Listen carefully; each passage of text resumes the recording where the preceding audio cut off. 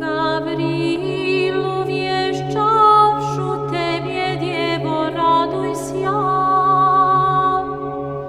soglасом воплощашься всех владыка. Тебе святем кивоте, яко же рече праведный Давид.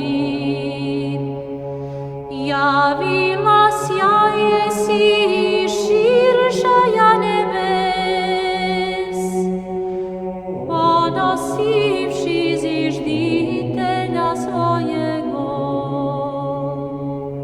Слава всешему святя,